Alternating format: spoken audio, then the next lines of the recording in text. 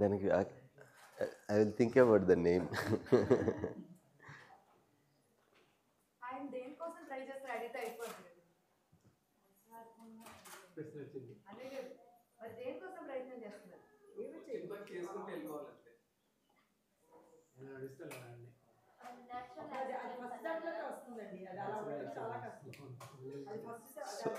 So ఏమవుతుంది అంటే అండి,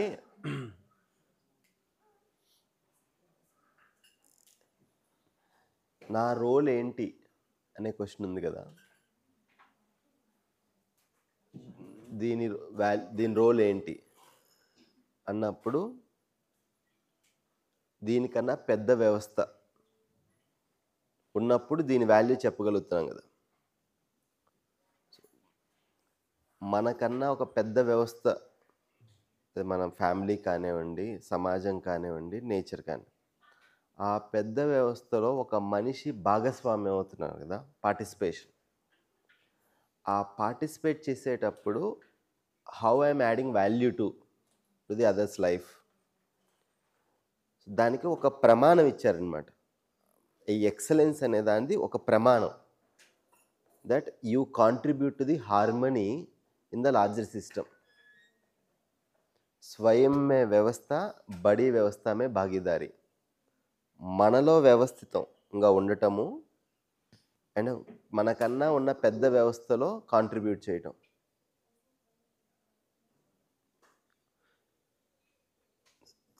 ఆ కాంటెక్స్ట్లో ఈ శ్రేష్టత అనే పదాన్ని వాడారు. సో మనం ఒక పని చేస్తున్నాము, ఇది ఎలా ఈ ఆర్డర్లో ఇంకొక మనిషికి, ఒక సమాజానికి, ఒక మనుషులకి విలువని యాడ్ చేస్తుంది అనేది మనం అడిగినప్పుడు then we can get the answer.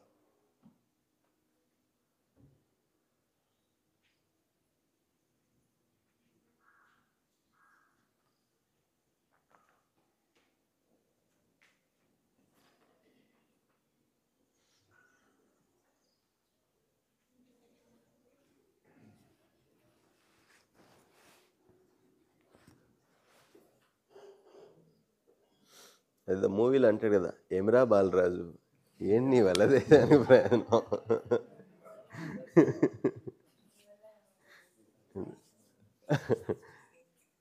So exactly, we are asking that question seriously.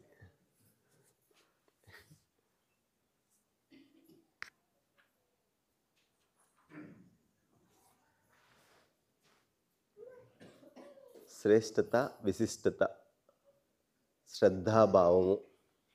Any questions regarding this?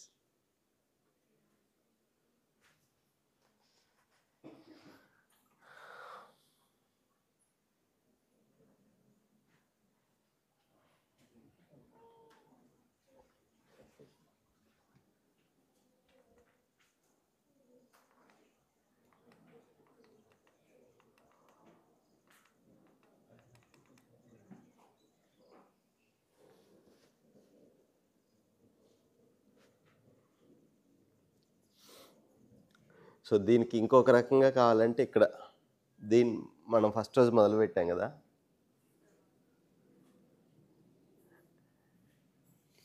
Knowledge and understanding నాకు ఉంది అంటే ఏంటి, దేని నాలెడ్జ్ అంటున్నావు? ఏదైతే సామరస్యంగా బ్రతకటానికి హెల్ప్ అవుతుందో దాన్ని నేను జ్ఞానం అంటున్నాను. దాన్ని రైట్ అనే పదం జోడించారు కదా. ఆ రైట్ అని ఎందుకు జోడించారంటే దీనికి కాంట్రిబ్యూట్ చేస్తుంది కాబట్టి.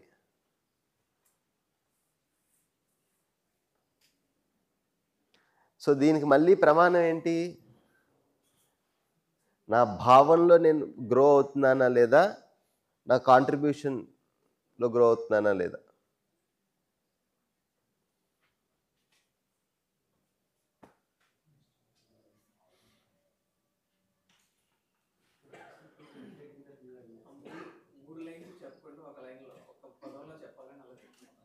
అంతే.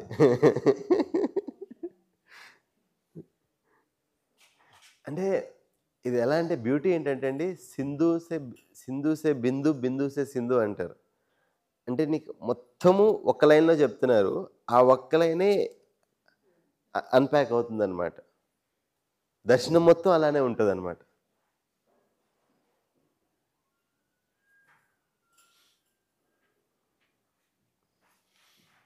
ఆ కోఎగ్జిస్టెన్సే ప్రతి చోట బహిర్గతం అవుతుంది. ఆ సత్యమే ప్రకృతిలో,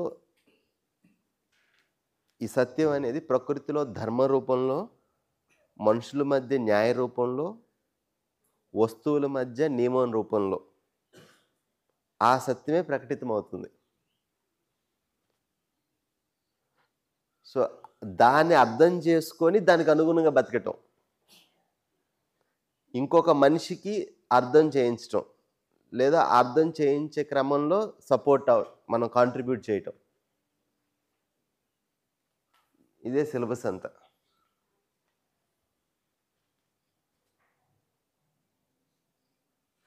మీరు మంచి ముందు చెప్పిన దాంట్లో అండి హ్యాపీనెస్ కోసం పనిచేయడం కాదు, హ్యాపీనెస్తో పనిచేయడము అని అన్నారు కదా. అంటే ఇప్పుడు కంప్లీట్ వాట్ ఎవర్ మీరు చెప్పినదంతా అదే. బట్ ఆ చేస్తున్నప్పుడు హ్యాపీనెస్ దొరకట్లేదు అని అంటే మీరు చెప్పినట్టు ఆ భావాల్లో నాలో లేవు. కాబట్టి ఆ భావాలు అంటే ఏదో అందులో లేకపోవడం వల్లనే ఆ హ్యాపీనెస్ లేదు. కాబట్టి ఆ భావాలు నాలో పెంపొందించుకుంటే హ్యాపీనెస్ వస్తుంది. అంతేనండి. అంతే. మరి అండర్స్టాండింగ్ అంటే అవన్నీ ఫీలింగ్స్. ఏ ఏ నాలెడ్జ్‌తో అయితే, దేన్ ఏ క్లారిటీతో అయితే ఆ భావం నాలో డెవలప్ అవుతుందో దాన్ని ఇది తెలియటము, ఇది అర్థం అవటం.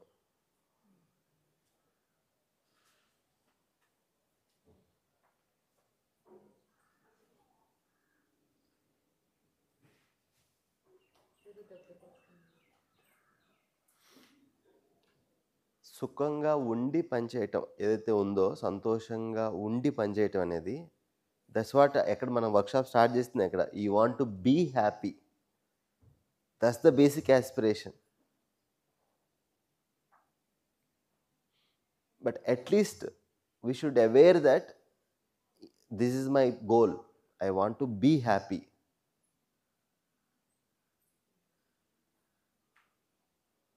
సో, రేపు సెల్ఫ్ స్టార్ట్ చేస్తాం కదా! రేపు ఇంకొంచెం క్లారిటీ వస్తుంది. అంటే హార్మనీ అనేది ఎందుకు మిస్ అవుతుంది? ఎక్కడ ఆ హార్మనీ మిస్ అవుతుంది అనేది విల్ సీ ఇట్. బట్ సుఖంగా ఉండి పనిచేయటం ఉంది కదా!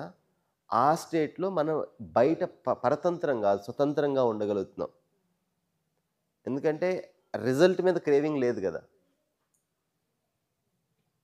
రిజల్ట్ కర్మణ్యేవాధికారస్తే. అన్నీ అక్కడే ల్యాండ్ అవుతాయి తర్వాత.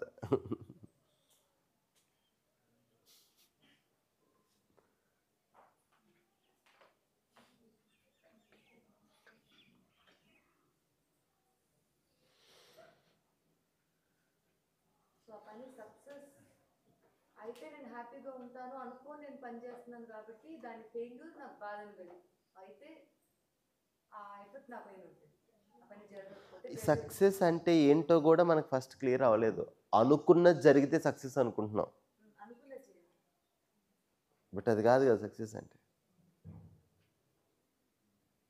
అంటే ఆ గోల్ అనుకొని దానికోసం వర్క్ చేస్తున్నాం కదా, చేస్తున్నాను కదా. సో కాబట్టి you are to completing the task.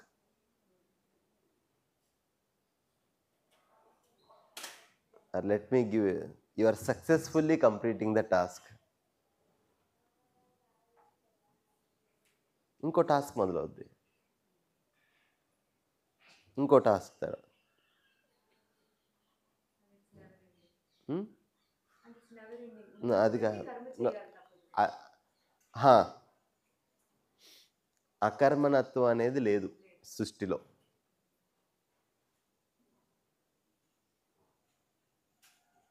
అకర్తృత్వము, అకర్మణత్వము లేదు. ఆ డిజైన్లో లేదు. ఇది చేయాలనుకోవటమే ఆలస్యము ప్రమాదం.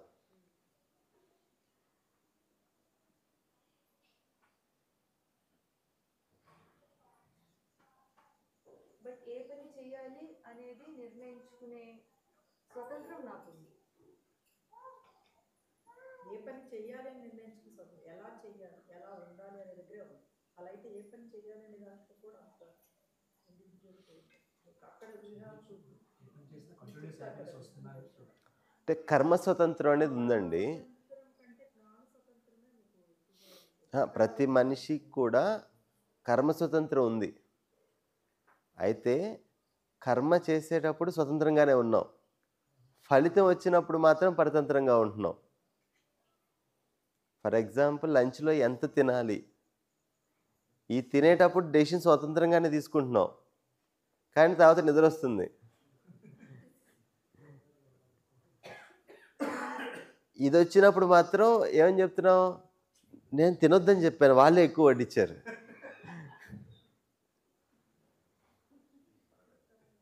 ఆ ఫలితం వచ్చినప్పుడు కూడా ఎస్ ఇది నేను చేసిన పని వల్లే ఇది రిజల్ట్ అనేది లేదు.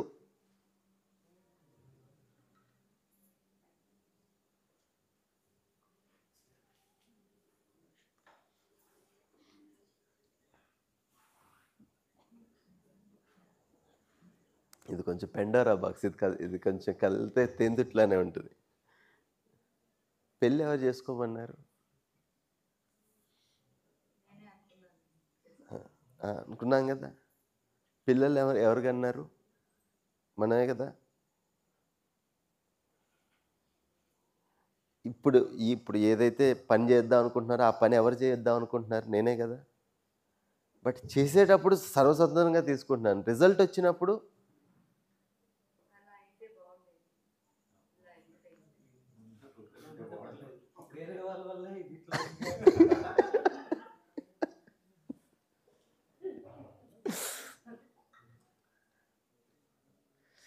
మా పేరెంట్స్ వల్లే జరిగింది, ఇది వాళ్ళే చేశారు. పారిపోవచ్చు ఆ రోజు, ఎవరు కూర్చోమన్నారు అక్కడ? లేదండి, వాళ్ళు ఏమనుకుంటారు అని అనుకుంటుంది ఎవరు?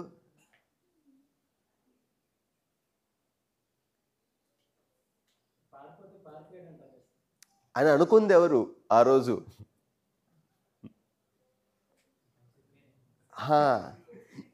ఇది ఎప్పుడైతే క్లారిటీ ఉంటుందో బాధ్యత ఉంటుంది. ఆ నిర్ణయానికి I will take responsibility for my decision. ఇది కనిపించినప్పుడేనండి ఈ అవుట్ సోర్సింగ్ అనేది జరుగుతుంటుంది.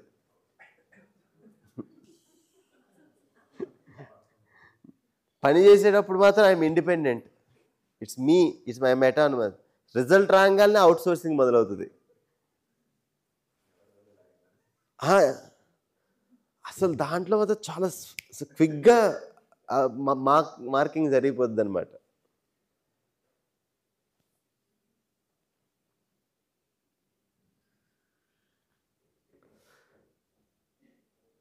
సో చాలా అంటే మనం పట్టుకోవాలండి. అది చాలా సూక్ష్మంగా ఉంటాయి ఇవి, పట్టుకుంటే కానీ కనిపిస్తుంది.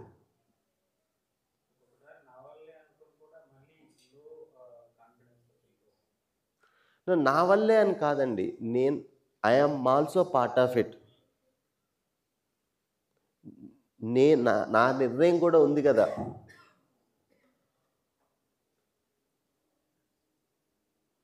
మీరు నాకు చెప్పారు ఇంకొంచెం తినమని, ఇట్స్ ఎక్స్టర్నల్ ఇన్పుట్. బట్ నిర్ణయం తీసుకుంది ఎవరు, తినాలా వద్దా అని.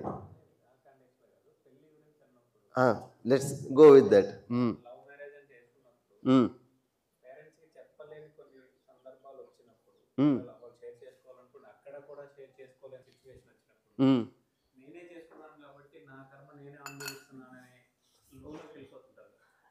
నువ్వు లో ఏముంది, బాధ్యత తీసుకుంటున్నాం కదా. Why you should take negative?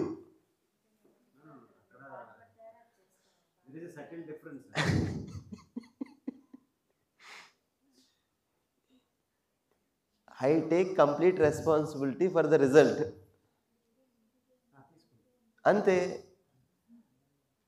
పీడ ఉండదండి. చూడండి, ఎక్కడైతే ఫలితం వచ్చినప్పుడు కూడా బాధ్యత తీసుకుంటున్నామో, స్వతంత్రంగా తీసుకుంటున్నామో, సఫరింగ్ ఉండదు. దీన్ని జోక్గా చెప్పారు సార్. అంటే మ్యారేజ్ గురించి ఎక్కువ ఇప్పుడు వచ్చేసాయి కదా సార్. అరేంజ్ మ్యారేజ్ అంటే అందరూ వెళ్ళి తోయడం, లవ్ మ్యారేజ్ అంటే మనమే వెళ్ళి పడ్డాం.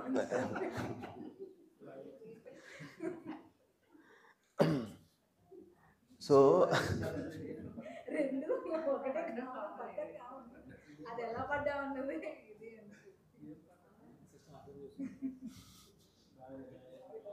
లేదండి, ఇది ఎక్కువ జోక్స్ కనుక ఒకవేళ చూస్తే కనుక ఈ ఇనిషియేషన్ మీద చాలా ఎక్కువ జోక్స్ వచ్చినాయండి.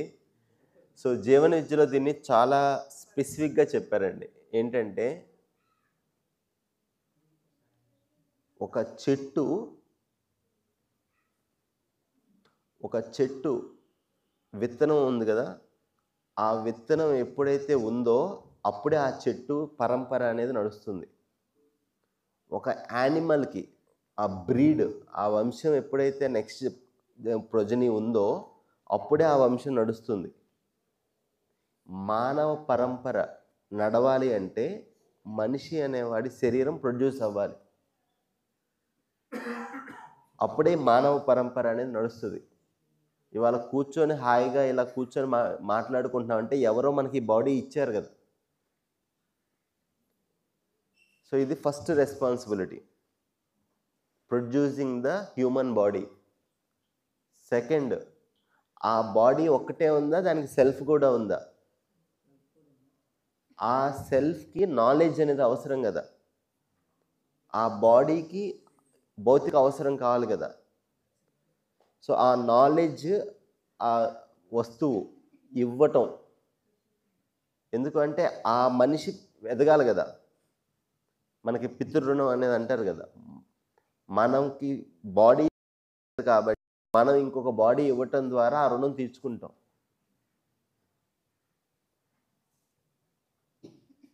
థర్డ్, మనకి ఈ రైట్ అండర్స్టాండింగ్ ఉంది అంటే ప్రమాణం ఏంటి?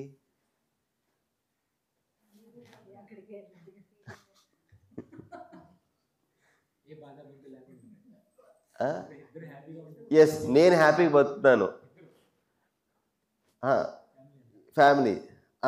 నౌ కమ్స్ దట్, ఏదైతే నాకు అర్థమైందో ఆ విషయాన్ని ఇంకొక మనిషికి ఎప్పుడైతే ఆ మనిషి ముందు బ్రతకటము, ఈ ట్రాన్స్ఫర్ చేయటము. వివాహం యొక్క 3 బాధ్యతలు ఇవి.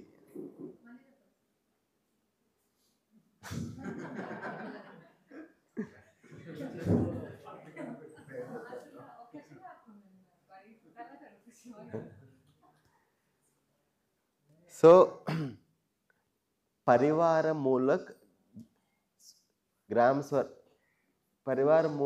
స్వరాజ్ వ్యవస్థ, ఈ మొత్తం డిజైన్ ఎలా ఉంది అంటే family is the centre, not individual. Family is the centre. జీవనవిద్య చెప్తుంది అది. ఎప్పుడైతే ఆ ఫ్యామిలీ అనేది షేక్ అవుతుందో then there is no swaraj in the society. ఎందుకు అంటే ఈ ప్రాజెక్ట్ ఉంది కదా, ఈ project not a small project.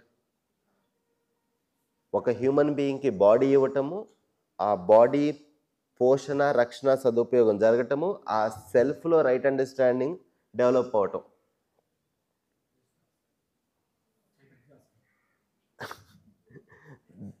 So అయితే సేమ్ డిజైన్ ఒకటే చూడండి, ఇది జరుగుతున్నప్పుడు నాకు ప్రమాణితం అవుతున్నాను, నాకు రైట్ అండర్స్టాండింగ్ ఉంది అని. అవతల మనిషి ఎలా ఉన్నా నేను మాత్రం హార్మోన్లో ఉండగలుగుతున్నాను. ఇది 100 మందితో ఎక్స్పెరిమెంట్ చేయలేము కాబట్టి ఒక పర్సన్ కాబట్టి అవుతున్నాం. అదే విధివత్తు సంబంధాన్ని గుర్తించి నిర్వర్తిస్తానన్న ప్రతిజ్ఞ వివాహము. ఇప్పుడు విధి అంటే by design, by law there is a సంబంధాన్ని, ఒక మనిషితో సంబంధాన్ని గుర్తించి నిర్వర్తిస్తాను. ఏం నిర్వర్తించడం అంటే ఆ 9 మూల్యాలు చెప్తున్నాము, ఆ 9 మూల్యాన్ని నేను I'm expressing with another person.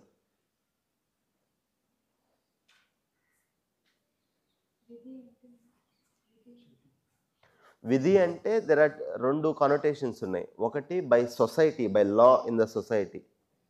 Second by by existence, ఒక ప్రకృతి నియమం ప్రకారం. It can be A societal law, it can be A nature, the law in the existence.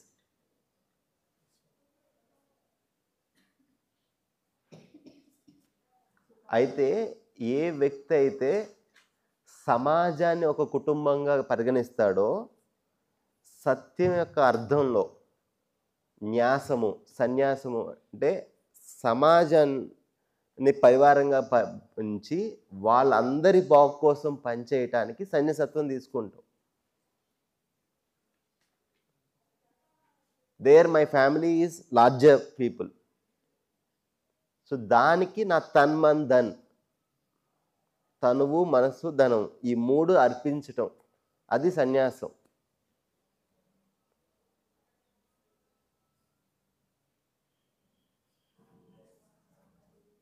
దాని అర్థం లైక్ సొసైటీ నుంచి బయటకు వెళ్ళటం కాదు, సమాజాన్ని పరివారంగా తీసుకున్నారు వాళ్ళు.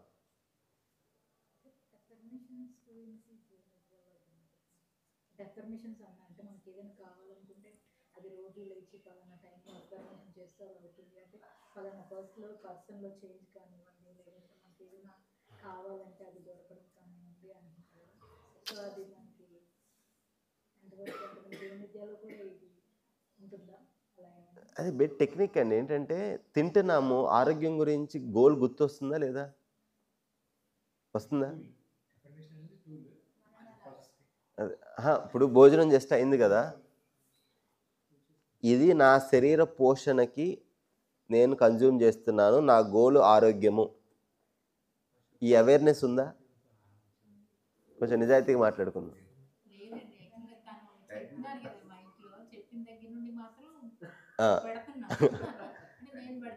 సో అది చెప్పటం ఏంటంటే దట్స్ ఎఫర్మేషన్. ఓకే, ఆ కృతజ్ఞత భావంతో ఇప్పుడు ఫస్ట్ ఏదో ఒకటి చెప్తున్నాం కదా, అదొక ఎఫర్మేషన్. అంటే ఎఫర్మేషన్ ఈజ్ నథింగ్ బట్ ఒక ప్రక్రియ ద్వారా ఈ మనసులో ఈ ఒక మెమరీలో కూర్చోబెడుతున్నాం, ఇది రైటు, ఇది గోల్ అని కూర్చోబెడుతున్నాం. మైండ్ నేచర్ ఏంటంటే ఉండలేదు, జారిపోతుంది. విన్నాము బాగుంది అంటే అది కూర్చోట్లేదు కదా. ఆ ఇంట్లో ఆ ఫ్యామిలీ మెంబర్తో మాట్లాడేటప్పుడు ఆ ఫ్యామిలీ మెంబర్ అగ్రెసివ్గా ఒక మాట అన్నారు, ఆ టైంలో గుర్తు రావట్లేదు.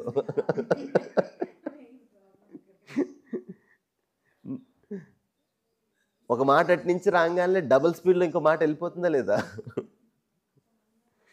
ఆ టైంలో నా రోల్ ఏంటో కూర్చోట్లేదు.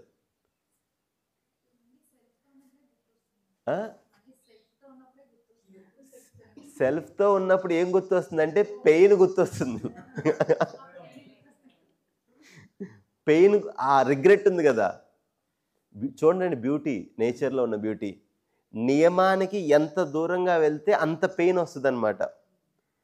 ఆ పెయిన్ ఉంది కాబట్టే మళ్ళీ ఆలోచిస్తున్నాం what is right thing to do అని.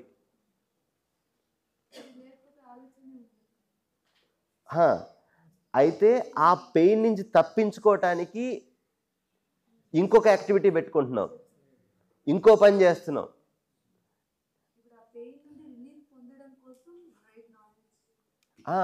లేదు, ఫస్ట్ నిజాయితీ, ఇక్కడే హానెస్టీ ఇంపార్టెంట్ అండి. దట్ డిజైన్ ఎలా ఉందంటే లా పనిషెస్ ఇస్ వెరీ హార్ష్లీ. నియమానికి విరుద్ధంగా శరీరంలో కానీ మనసులో కానీ నియమానికి విరుద్ధంగా ఏ పని అయితే చేస్తున్నామో క్విక్లీ ఇట్ పనిషెస్. క్విక్గా వస్తుంది, కొన్ని లాంగ్ టర్మ్లో వస్తాయి. ఈ క్విక్గా వచ్చింది మనం తెలియగలం కదా. Now we designed our life such a way that అసలు దాన్ని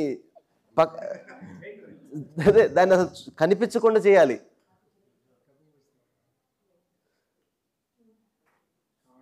సో ఒక టెస్ట్ చేశారనమాట. ఐ థింక్ స్టాన్ఫోర్డ్ యూనివర్సిటీలో ఈ టెస్ట్ చేశారు.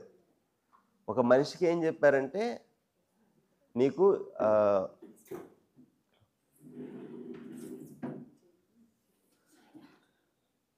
1 అవర్, అదే 1 అవర్ టైం ఇచ్చారు. ఒక మనిషికి ఒక క్లోజ్ రూమ్లో పంపించారు. తనతో తాను గడపాలి, తన ఆలోచనలు తన భావాల్ని అబ్జర్వ్ చేయాలి. ఎదురు ఒక చిన్న మిషన్ పెట్టారు, దాన్ని పట్టుకుంటే కరెంట్ షాక్ కొడుతుంది. నీతో నువ్వు గడపటము లేదా కరెంట్ షాకు ఫేస్ చేయటం. గెస్ చేయండి, మనుషులు దేన్ని ప్రిఫర్ చేశారు?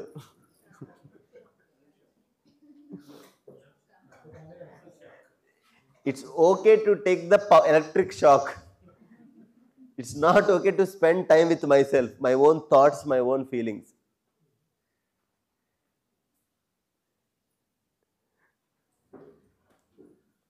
అందుకే చనిపోయినాకన్నా ఈ సెల్ఫ్ పీస్ఫుల్గా ఉండాలని చివరిలో ఏమంటున్నావు?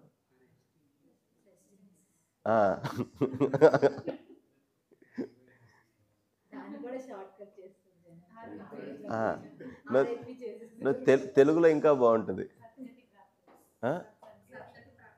సద్గతి ఒకటి, ఇంకోటి ఉంటుంది, ఆత్మ ఏమి కలుగ్గాక ఆత్మకి బతుకున్నప్పుడు లేదు కాబట్టి.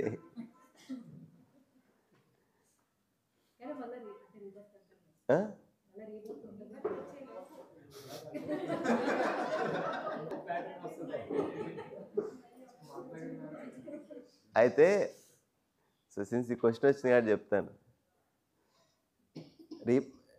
ఏ ఫ్యామిలీలో పుట్టాను? మళ్ళీ నేను ఉన్నప్పుడు కనుక if I create a good family, ఇప్పుడు మన ఇల్లు క్లీన్గా ఉందనుకోండి, ఇప్పుడు ఇంట్లో 4 రూమ్స్ ఉంటాయి కదా, 2 రూములు బాగా క్లీన్గా ఉన్నాయి, 2 రూములు బాగా డస్ట్తో ఉన్నాయి. ఇంటికి ఎవరైనా గెస్ట్ రాగానే ఏ రూమ్లో కూర్చోబెడతాం?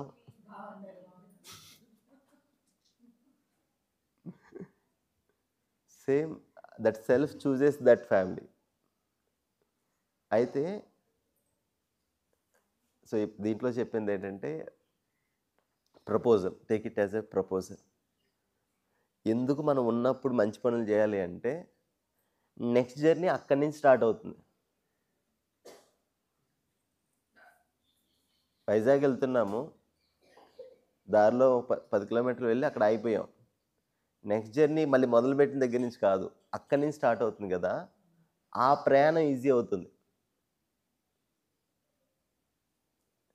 కాబట్టి each second counts, each action counts,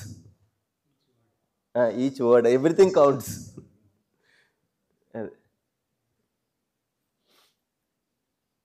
water tight compartment, ఎక్కడ తప్పించుకోవడానికి లేదు.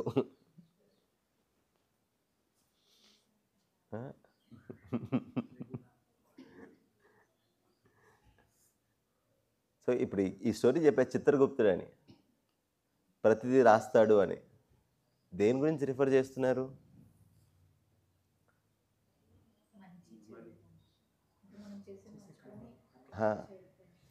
సో చిత్తము, ఓకే, మైండ్లో ప్రతిదీ కూడా ఒక మెమరీ ఫామ్లో స్టోర్ అవుతుంది.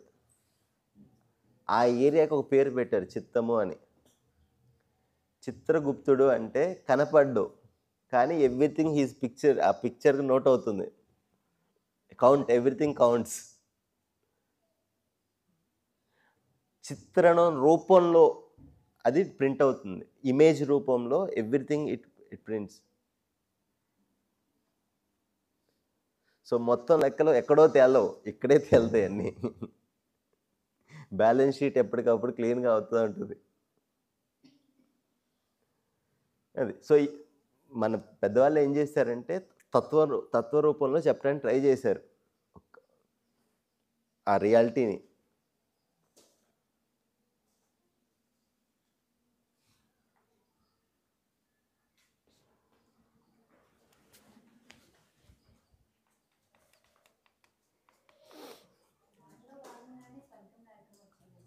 ఎగ్జాక్ట్లీ.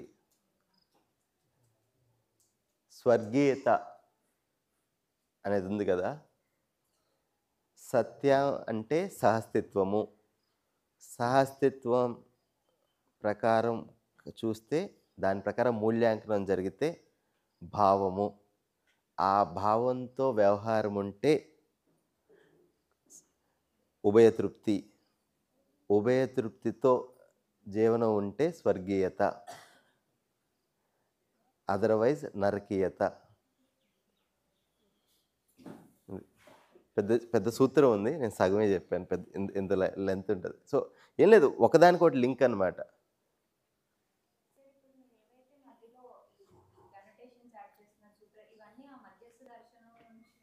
మరి నేను రాశాను అనుకున్నారు.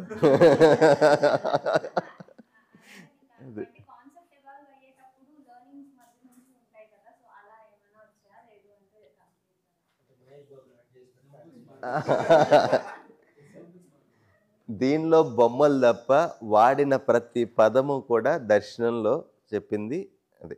నాది ఏమీ లేదు. నేను I'm a post man, A post man who is transferring it with the aim that ఈ మధ్యలో సంథింగ్ హ్యాపెన్స్ ఇన్ మీ. అంతే బాధ్యతతో చెప్తున్నాం. సో మాకు చెప్పింది కూడా అదే అన్నమాట. ఏంటంటే నువ్వు నమ్మొద్దు, ఫస్ట్ యూ వెరిఫై. ఏదైతే నేను నా లైఫ్లో వెరిఫై చేశానో అది నేను కొంచెం కాన్ఫిడెంట్గా చెప్తున్నాను. ఏదైతే స్టిల్ నేను కూడా నా లైఫ్లో రాలేదో అది నాకు ప్రపోజలే, మీకు ప్రపోజలే.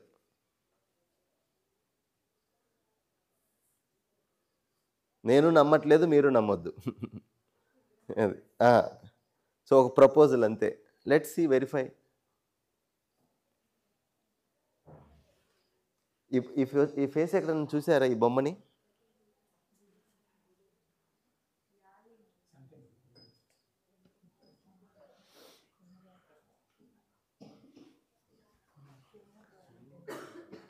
దీన్ని ఎక్కడ చూసారా?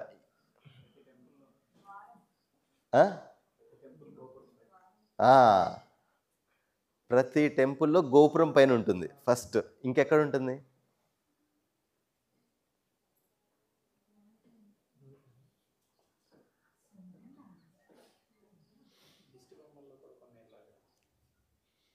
జాగ్రత్తగా చూడండి, ఇది ఇంకెక్కడ ఉంటుంది ఈ ఫేస్ అనేది? కొంచెం అందరు జాగ్రత్తగా వినండి. అమ్మా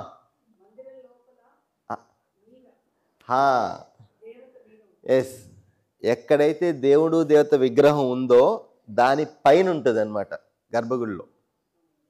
ఓకే, సో దీని స్టోరీ ఏంటంటే, ఇది మోస్ట్లీ సౌత్ ఏషియాలో అన్ని ట్రెడిషన్స్లో ఈ స్టోరీ ఉంది. బుద్ధిజం, జైనిజం, హిందూయిజం, ప్రతి ట్రెడిషన్లో కూడా ఒక్కొక్క వర్షన్ స్టోరీ. బట్ అన్ని ఈస్టర్న్ ట్రెడిషన్లో ఈ స్టోరీ ఉంది. సో ఈ స్టోరీ ఏంటంటే, అంటే మెసేజ్, దానికి ఒక మెసేజ్ అండ్ స్టోరీ ఉంది, రెండు. సో కామిక్గా చెప్తారు ఏంటంటే, అక్కడ చాలా నెగిటివ్ ఫోర్సెస్ చాలా ఉన్నాయి. ఆ నెగిటివ్ ఫోర్సెస్ డిస్టర్బ్ చేస్తున్నప్పుడు అక్కడ ఆ భగవంతుడు ఏం చేస్తాడంటే ఒక క్రియేచర్ని సృష్టిస్తాడు. ఆ క్రియేచర్ ఏంటంటే దానికి ఎప్పుడు ఆకలి ఉంటుంది, ఆకలి పోదిక. అయితే అలాంటి క్రియేచర్ని సృష్టించి ఈ నెగిటివ్ ఫోర్సెస్ అన్నీ తినేసేయని చెప్తాడు. వెళ్ళి అన్నీ తినేసుకుంటూ వస్తుంది. వచ్చిన తర్వాత ఓకే, నాకు ఆకలి ఇంకా అవ్వలేదు, ఇంకా పోలేదు, బట్ ఏంటి పని, నువ్వు ఇచ్చిన పని అయిపోయింది, ఏం చేయమంటావు అని అడుగుతుంది. నిన్ను తినేసే అని చెప్తాడు.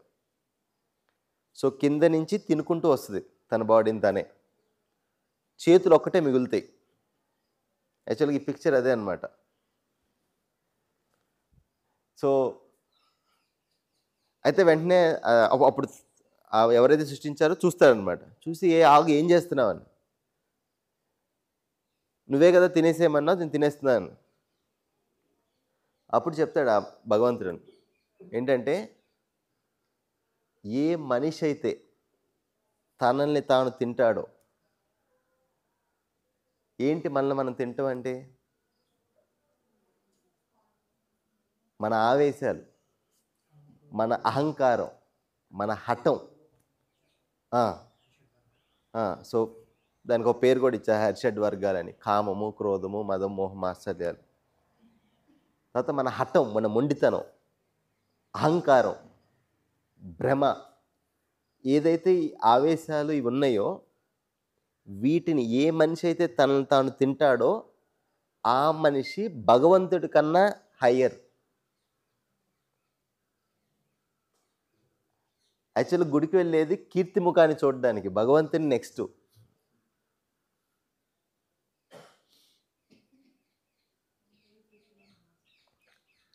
ఎవరైతే అలా పనిచేస్తారో ఆ మనిషి భగవంతుడి కన్నా హయ్యర్గా పెట్టారు.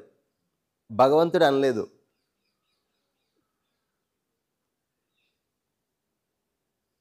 So it's a reminder for us that ఈరోజు నేను నిద్ర లేచి ఈ జన్మ నేను చేస్తున్న మెయిన్ వన్ ఆఫ్ ద పని ఏంటంటే నా మీద నేను పని చేయటం. ఏదైతే ఈ టెండెన్సీస్ ఉన్నాయో,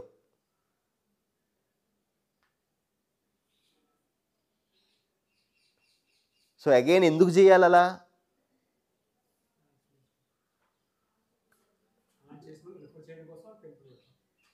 exactly, to remind myself this is my goal, and also remind myself someone also done this work before.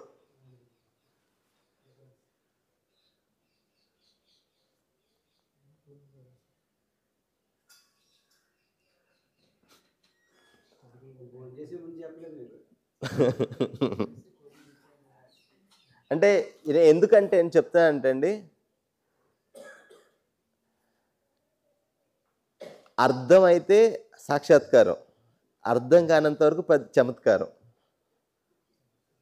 పద్ది అది ఒక మిస్టరీ, రహస్యమే ఉంటుంది కదా.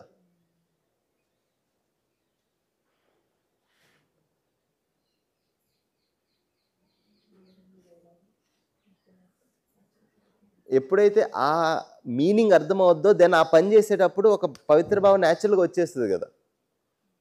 ఆ పర్పస్తో నేను ఆ టెంపుల్కి వెళ్తున్నాను.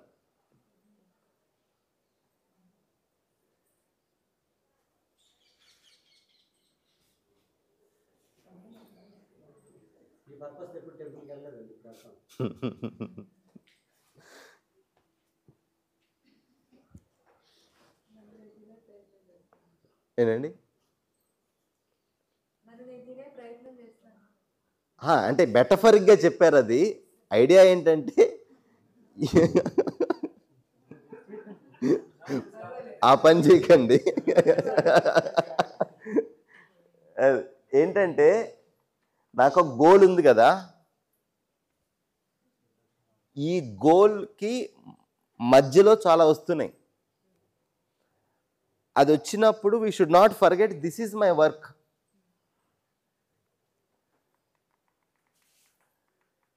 And this is my task. ఇది నా పని. ఈ శ్రేష్టత అనేది ఎప్పుడైతే మనకి ఎప్పుడు ఆల్వేస్ రిమైండర్ ఉంటుందో, ఆ గోల్ అనేది ఎప్పుడైతే ఫిక్స్ అవుతుందో, ఈ మధ్యలో కొన్ని అడ్డంకులు వస్తున్నాయి, అంతరాయాలు, ఆయా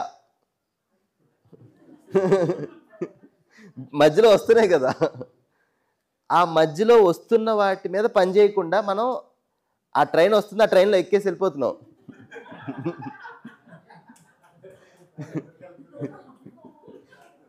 ప్లాట్ఫామ్ కూర్చున్నాం, వాళ్ళు ఏం చెప్పారు, అది వస్తుంది వెళ్ళనే ఉందండి. ఇప్పుడు మెడిటేషన్ కూర్చున్నప్పుడు అంతే కదా, ఒక థాట్ వస్తుంది, ఆ థాట్ని చూడమని చెప్పారు, ఆ థాట్ మీద ఎక్కేసి వెళ్ళిపోతున్నాం. ఎక్కడెక్కడెక్కడో తిరిగి వస్తున్నాము, మళ్ళీ వచ్చినాక అరే నన్ను నేను చేయాల్సిన పని అది కాదు కదా అని అప్పుడు గుర్తొస్తుంది.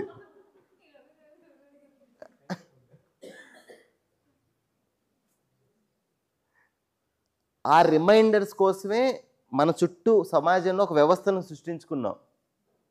అది ఎందుకు? ఏదో ఒక ఆవేశంతో మనం పక్కకి వెళ్ళిపోవచ్చు. అది చిన్నప్పటి నుంచి అవుతున్నాం. కామం అనేది నియంత్రించబడాలి బాధ్యతతో. But it taking over. It's okay. ఏం చెప్పారంటే don't regret and don't SIT with it and spend more time. ఇప్పుడు అలారం లాగా అనమాట. నేను ఆ పని చేయొద్దు అనుకున్నాను, చేశానని మళ్ళీ ఇంకో గంట బాధపడుతున్నాను.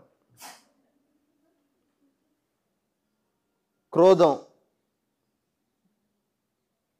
మాత్సర్యం, ఈ 3 నెగిటివ్ ఫోర్సెస్. మోహము, లాభము, కామం ఇవేం పాజిటివ్. వీటిలో కూడా ఉంది ఎవర్షన్ అండ్ అట్రాక్షన్. 3 పాజిటివ్ ఆవేశాలు, 3 నెగిటివ్ ఆవేశాలు. ట్రెడిషన్లో ఏం చెప్పారంటే ఇవి వద్దు, ఇవి మంచిది కాదు అని చెప్పారు. జీవన విద్యలో చెప్పింది ఏంటంటే ఈ 6 నియంత్రించబడాలి. అవి కావాలి, ఇంపార్టెంట్. కామం లేదు. జ్ఞానం వచ్చేంత వరకు కామం అనేది పని చేయడానికి హెల్ప్ అవుతుంది. You desire for that. Next generation కావాలి. ఇది లేదు, ఈ ఆవేశం రారు. బట్ ఎప్పుడైతే ఈ నాలెడ్జ్, ఈ జ్ఞానం అనేది తో నియంత్రించబడుతుందో then everything is in place.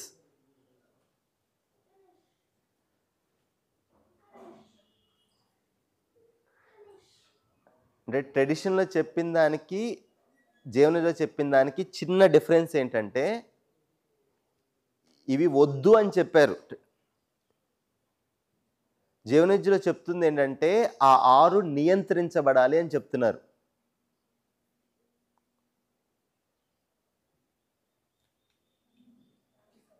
సమాజంలో ఒక అన్యాయం జరుగుతుంది. You need to fight for it. So నీకు ఆవేశం అనేది ఇట్స్ ఇంపార్టెంట్ దేర్. బట్ ధర్మము అనే దాంతో గైడ్ చేయబడాలి.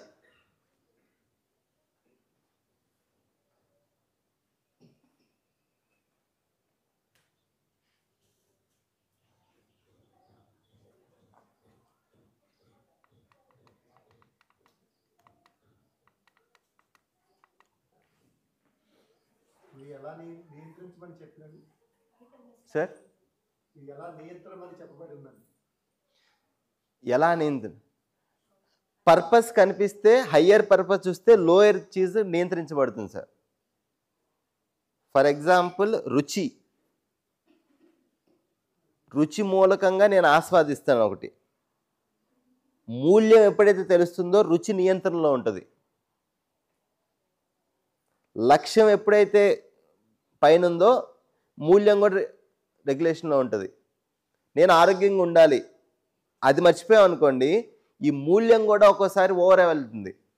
కొంతమంది చూశారు కదా, ఉదయం నుంచి సాయంత్రం వరకు వాళ్ళు చేసేది ఏంటంటే ఇన్ని శనగలు తినాలి, ఇన్ని పప్పులు తినాలి, ఇన్ని జ్యూస్ తాగాలి అని. అది అయిపోతుంది, మళ్ళీ ఇన్ని చేయాలి, అది చేయాలి. రోజంతా నీకు ఆ న్యూట్రిషన్ మీద ఫోకస్ ఉంటే నువ్వు పని చేసేది ఎప్పుడు?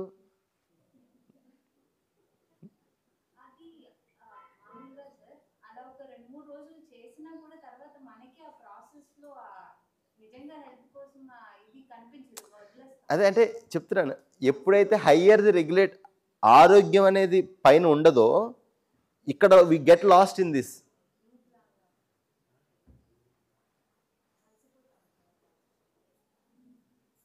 సో లక్ష్యము, మూల్యము అది రుచిని నియంత్రించబడుతుంది. సంబంధంలో మూల్యాలు ఇవి నియంత్రిస్తాయి ఆ ఆవేశాన్ని. మూల్యాలు 30 ఉన్నాయి. సో బట్ ఇది ఇంట్రడక్టరీ వర్క్షాప్ కదా, వీఆర్ డూయింగ్ దిస్ మచ్.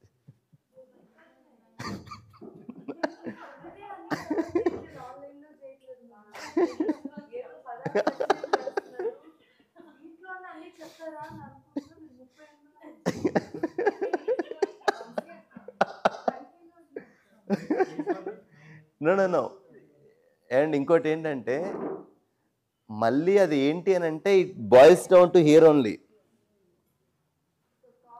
అది సెల్ఫ్లో కొన్ని మూల్యాలు ఉన్నాయి, ఇద్దరి మధ్య కొన్ని మూల్యాలు ఉన్నాయి, సమాజం నలుగురితో పనిచేసేటప్పుడు కొన్ని మూల్యాలు ఉన్నాయి, ప్రకృతితో పనిచేసేటప్పుడు కొన్ని మూల్యాలు ఉన్నాయి. మొత్తం కలిపి 30 అన్నారు. సెల్ఫ్లో ఇవి ఈ 4: సుఖము, శాంతి, సంతోషము, ఆనందము. ఈ 4.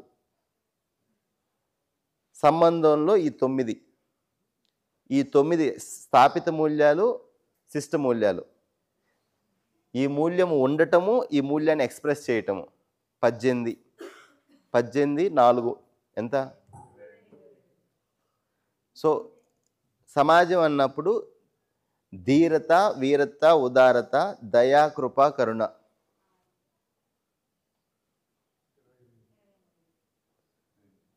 ప్రకృతిలో పనిచేసేటప్పుడు ఉపయోగితా మూల్యము, కళామూల్యము.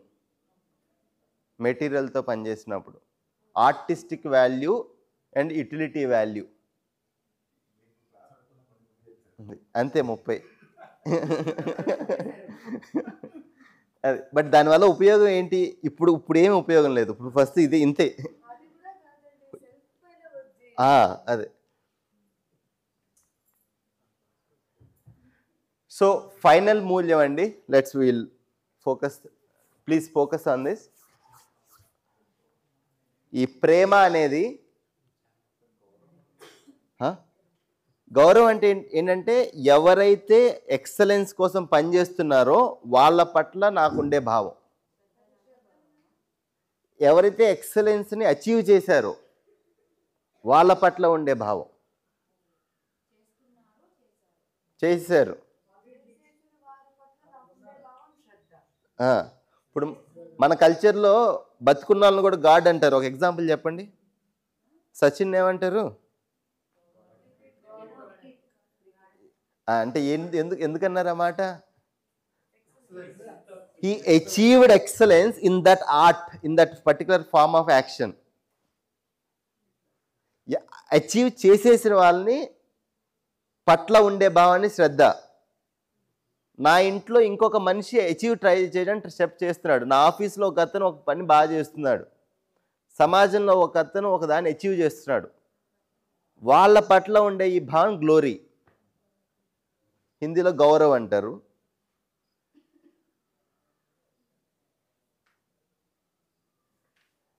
అభినందించడం అనేది ఉంది కదా. So when we celebrate those people who are putting efforts, that's also another inspiration for us. We are celebrating, we are taking inspiration, guidance from the people who are with us, who are trying to put the efforts. మన ఇంట్లో మన పిల్లవాడు ఆ excellence చేస్తున్నప్పుడు వాడి పట్ల కూడా ఆ భావం వస్తుందా లేదా?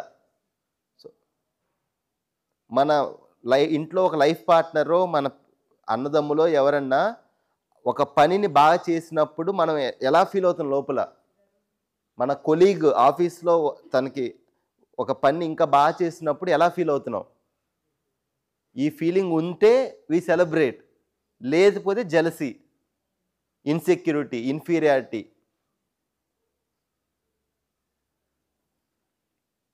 అది ఆ రెండు కనెక్టెడ్ అండి. శ్రేష్టత మనకి ఎప్పుడైతే మన గోల్ శ్రేష్టంగా ఉంటుందో we celebrate every one who is trying to put the efforts.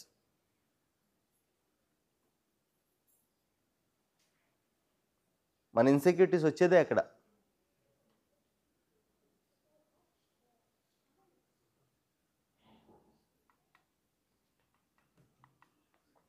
Okay,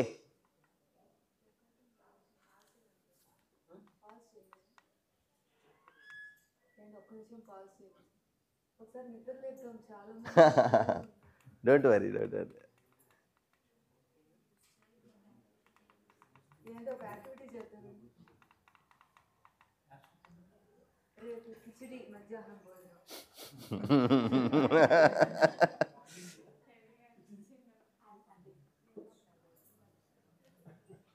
సరే, అందరూ లేచి ఈ చేపలు ఇవన్నీ పక్కన పెట్టి ఇక్కడికి రండి. అందరూ సెంటర్కి రండి.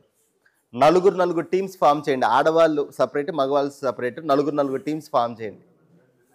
ఆ కెమెరాని కూడా కొంచెం బ్యాక్ పెట్టేసారా, ఆ కెమెరాని తీసి.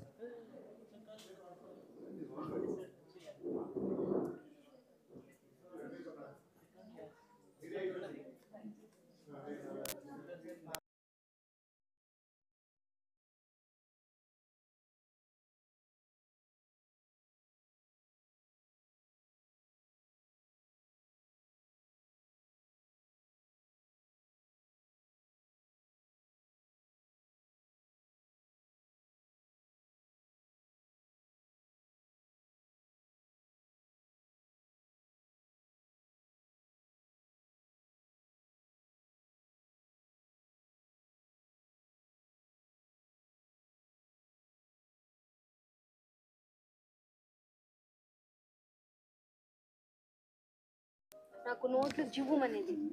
ఏమో మైట్ రావా వేడి పదార్థం అజయ్ అంటే వేడి టీ కూడా నేను తాగలేకపోయాను. జై నేను సెట్ అప్పుడేమో డెంటిస్ట్ దగ్గరికి వెళ్తే ఆయన